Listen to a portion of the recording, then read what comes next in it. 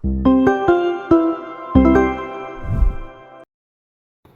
everyone and welcome back to part 2, chapter 7 for Kssm syllabus, which is the rate of reactions. And now we are going to proceed with collision theory. And this whole blue box thing, I took it from your textbook, and so let's have a look together. So what is collision theory? According to the collision theory, the reactant particles, they must collide with one another for reaction to occur, and the rate of reaction depends on the frequency of effective collisions. So you might be wondering, what are these? So to put it in the simple words, so in order for one reaction to occur, the particles, they have to collide first. When the particle, they collide, when the particle collides, and then the reaction can occur. When the reaction occurs, the rate of reaction depends on the frequency of the effective collisions, which we will discuss further here. So now we're going to look at the criteria for the effective collision to occur. In order for an effective collision to occur, the reacting particles, they must have equal or higher activation energy. And for your information, activation energy, we can also denote it as EA. But we can only use EA if it's on graph. If you have to write it, if it's a structure question, you have to write activation energy. And in order for effective collision to occur, the particles, they must collide in correct orientation. These two are so important that if you do not have either one of the criteria, you will not have effective collision. So what you will have, you result in what we call as ineffective collision, which means that the reaction does not take place, and which means we can also say it as no reaction occur. And you might be wondering, what is activation energy that we say just now? Activation energy is actually the initial energy in order to start a reaction. So this is the initial energy in order for a reaction to happen. So in order for a reaction to happen, the reacting particles, they must have equal or higher than this activation energy, and they must collide in the correct orientation. Only then the effective collisions can occur, which means that the reaction can take place. And every time when a reaction occurs, the reaction will either be exothermic or endothermic. So what is exothermic or endothermic? I think you guys, some of you might have heard of these terms before, and some of y'all might have not. So let me explain. For exothermic reaction is a reaction which releases heat to the surrounding. And when a reaction releases heat to the surrounding, if you have a thermometer, when you put a thermometer and you measure the temperature before and after the solution in the beaker, you can feel that you can see and observe that the temperature actually increases, and the beaker becomes warmer. And of course, when the beaker becomes warmer, the temperature becomes higher. Whereas for endothermic, it is the complete opposite of exothermic, in which that for endothermic reaction, it is the reaction that absorbs heat from the surrounding. And if you have a thermometer, the temperature will decrease after the reaction has taken place, and therefore if you use a hand and feel and touch the beaker will feel much colder. And how do we want to differentiate or identify the graph of exothermic and endothermic reaction? Let me teach you. For this x-axis, we have the reaction pathway, which is not very important, while the y-axis, we have what we call as energy. And energy, what is EA? EA is the activation energy. EA is the activation energy. And so you see, because exothermic reaction is a reaction that releases heat to the surrounding. When you release heat, heat is a form of energy itself. So the reactants will release heat, and then you see this is the energy level of the reactant, and at the end you see the product. The product energy level actually becomes lower. So the reactant has a higher energy level compared to the product, because the reaction releases heat to the surrounding. And for this, look at this, the reactants, the energy level is here. When it absorbs the heat again is a form of energy. When it absorbs the heat from the surrounding, at the end the product will have much higher energy level compared to the reactant. And in exam, they might ask you to label, or in objective questions there might be questions like, okay, so where is the activation energy? Where's the activation energy?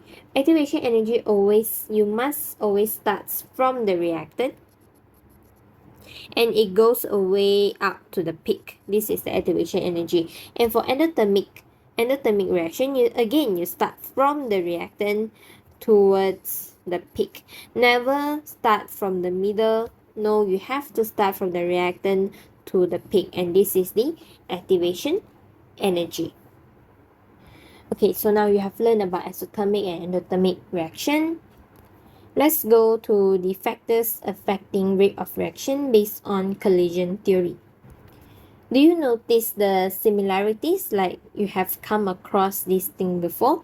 Yes, you have. Because in part 1, we have discussed about the factors affecting rate of reactions, and now we are discussing factors affecting rate of reaction, but now it is based on collision theory. You have these few extra words here, which is the based on collision theory. And you see, the factors, they are the same. We also have the size of reactants, we have the concentration of reactants, we have the temperature, we have the catalyst and pressure. They are the same. But what's different right now is that you have to talk about all these factors based on what you have learned just now, which is the collision theory. So again, let's go through one by one and let's recap. For this, okay, for the first factor is the size of reactant. We know when the size decrease, okay, the total exposed surface area will increase. This is what we have learned in part 1, in the video in part 1. So now when we want to talk about the collision theory, you just have to add these 3 sentences. What are these 3 sentences? Let me use other color. Okay, so when the size decreases, the total exposed surface area increase, and so the number of collisions will increase, and then the frequency of effective collision increases, and therefore the rate of reaction increases. This, they can come up in essay, they can come up in structure, and this every point here, 1, 2, 3, 4, 5, they carry marks. Based on schemes, it might be allocated 4 marks, some scheme give 3, and some even give 5. And that's it. Based on collision theory, you just add on the number of collision will increase, the frequency of effective collision will increase, and therefore the rate of reaction increase. Now let's look at the second. the second factor. The second factor is the concentration of reactant. Concentration of reactant, we know, okay, from the first video itself, from part 1, okay, when the concentration of reactant increases, the number of reacting particle in the solution per unit volume increases, and then you just add on the same thing so that the number of collisions increases, the frequency of effective collision increases, and then the rate of reaction increases. Please include these 5 points in your answer. Okay? So we are going to do the same thing. We just add the same 5 points for this and this. This is your answer if they ask for the factors affecting rate of reaction based on collision theory. Okay, you notice something is missing, right? When we, in part 1, we say that the catalyst, I say that the catalyst, okay, we will continue in this video, which is part 2. Okay, so catalyst. If a catalyst is present, okay, if a catalyst is present, okay, the catalyst will lower down the activation energy. So when the activation energy lowers, more reacting particles are able to achieve the lower activation energy, and therefore the number of collision increases, the frequency of effective collision increases, and rate of reaction increases. I repeat, so when a catalyst is present, it lowers, the activation energy is lowered down, and therefore more reacting particles are able to achieve the lower activation energy. So the number of collision increases, the frequency of effective collision increases, the rate of reaction increases. So it's pretty simple, right? So if, okay, please do not just like what we call as memorize blindly, because in exam, what if they give you the temperature? Instead of increasing, they give you the temperature decreases. They give you temperature decreases. So how you are going to write? You are going to flip it the exact opposite. So it's very important to actually understand it instead of memorizing it, because the exam, they can always twist and turn the question. So for example, just now what we have learned all, okay, the size decrease, concentration increase, temperature increase. Now I change it to temperature decrease. So it will all be the same except for the increase and decrease part lah. So when the temperature decrease, the kinetic energy of the reacting particle decreases, and therefore the particle move slower. When they move slower, the number of collisions decreases, the frequency of effective collisions decreases, and therefore the rate of reaction decreases. So that's it. That's all about this. That's all you need to know about for this chapter 7, rate of reaction. And here I have 5 NCQ, which is the objective questions with me, and I got all these questions from the internet, and let us discuss a few of them. Okay, so the first question, it says that the above diagram is the energy profile diagram for an isothermic reaction. Among A, B, C, and D, which represents the activation energy of the reaction? Okay, they want what? Okay, they say this is the energy profile diagram for isothermic reaction, and which is, they want you to label, not label, they want you to identify the activation energy. Okay, so like what I've said, they want activation energy, which is EA. And activation energy, you always, okay, we know this is this graph, right? We know this is the reactant, and this is the product. And activation energy, we always label from the reactant. So it means from here, from the reactant to the peak here. So this is the activation energy, and therefore the answer is A. And then the second question, which of the following explains why the rate of hydrogen release decreases with time? So you want why, you want the reason, the explanation on why the rate of hydrogen decreases with time. Okay, so let's look at the equation. We have zinc reacts with the hydrochloric acid. You can get zinc chloride and hydrogen. So this is basically what they're talking about lah. This is the hydrogen. So why does this one decreases with time? So you have to know hydrogen is, this side is the product, and these are the reactants. And when they talk about hydrogen, it's the product, and the product curve is always like this. The product will increase with time.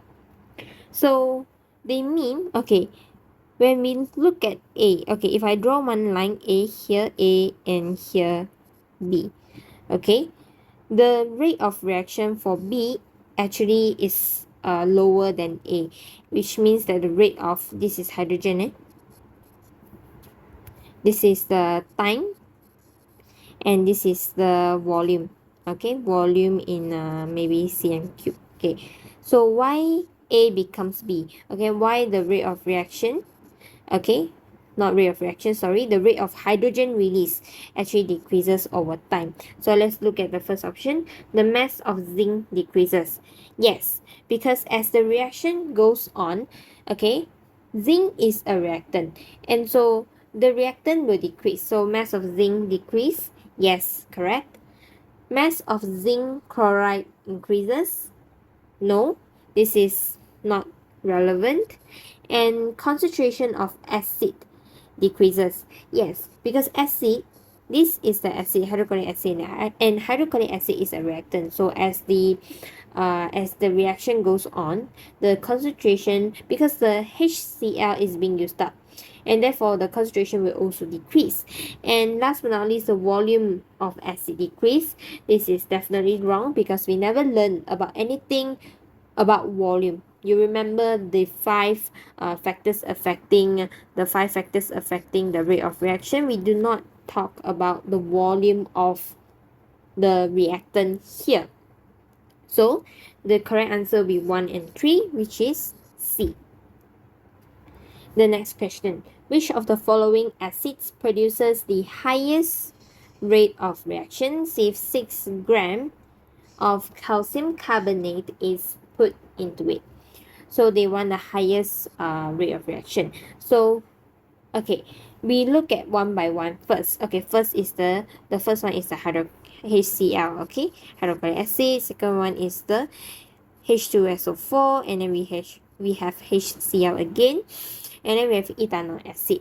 Ethanol acid is CH2COOH. And the first thing you already know that you have to you can cancel the D. Okay, the fourth one you can cancel. Why? Because from your previous chapters, okay, we know that HCl, H2SO4, they are strong acid, and ethanol acid is a weak acid. So there is no way that ethanol acid is going to give us the highest rate of reaction. So we can cancel out that one on the spot. We do not need to look at the numbers anymore. And then we look at this. Okay, we have HCl, H2SO4, HCl. Okay, again, back to your previous chapter, HCl is a monoprotic acid, which means that at the end it will give us 1 mole of hydrogen ion, while H2SO4 is a diprotic acid, which means that it will give us 2 mole of hydrogen ion. So at this point, if you look at this carefully enough, okay, you can see that A and C, they are almost the same. They use 50 cm cube, 50 cm cube. They use HCl and HCl, and this is 0.5 and this is 1. Obviously, this one is going to be higher than A, so A, we can cancel it out.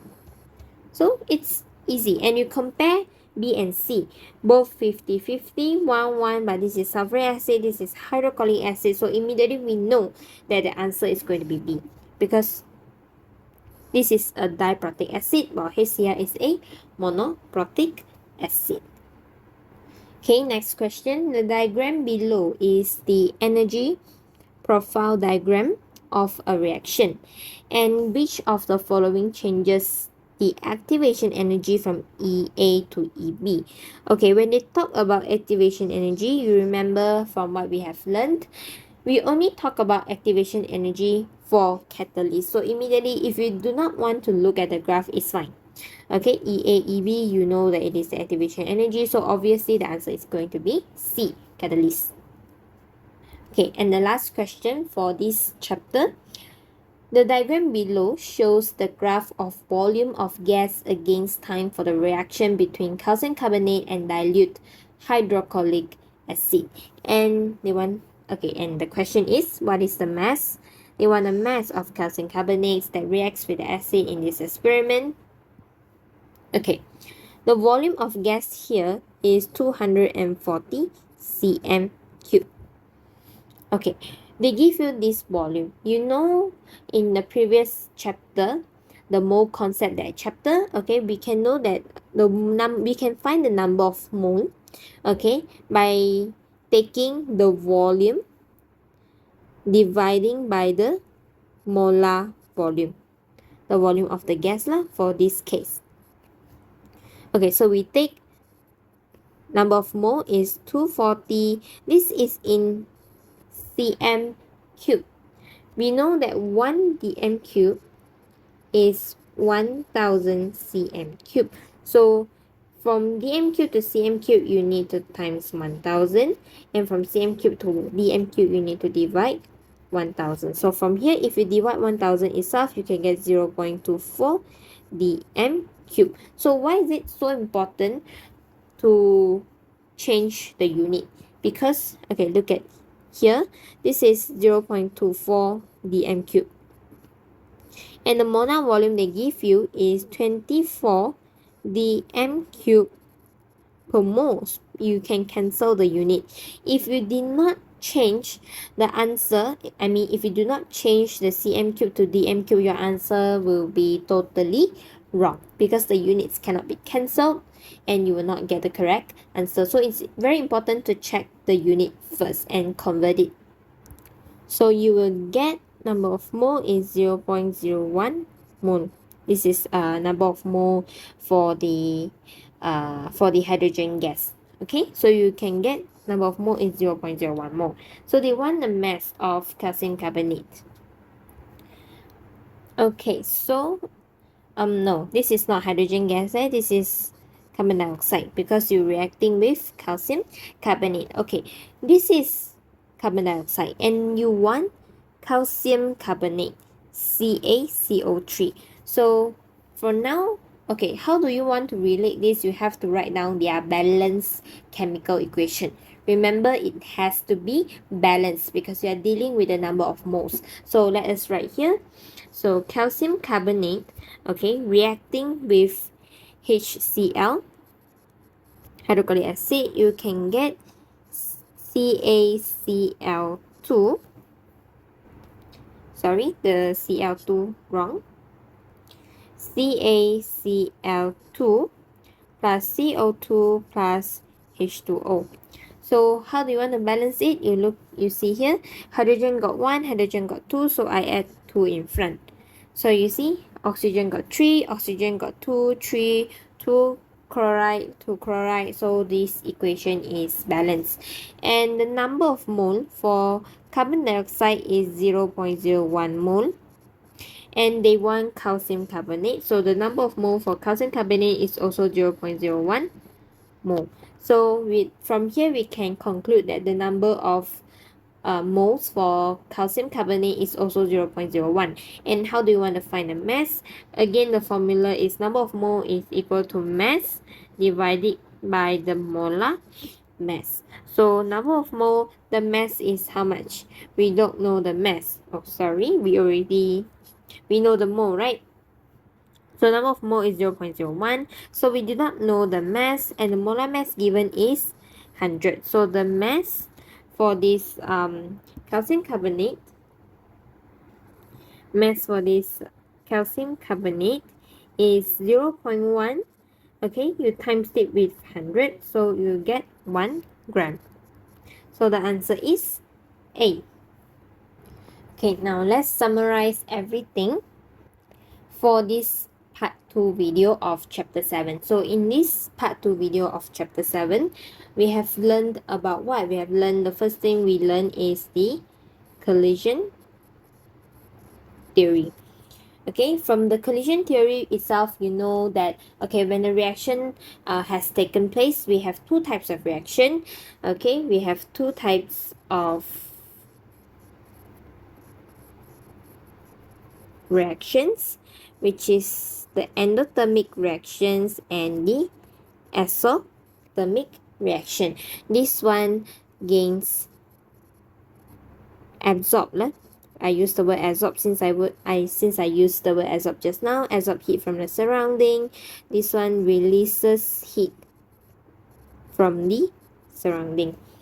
And then we also learned about the factors that affect the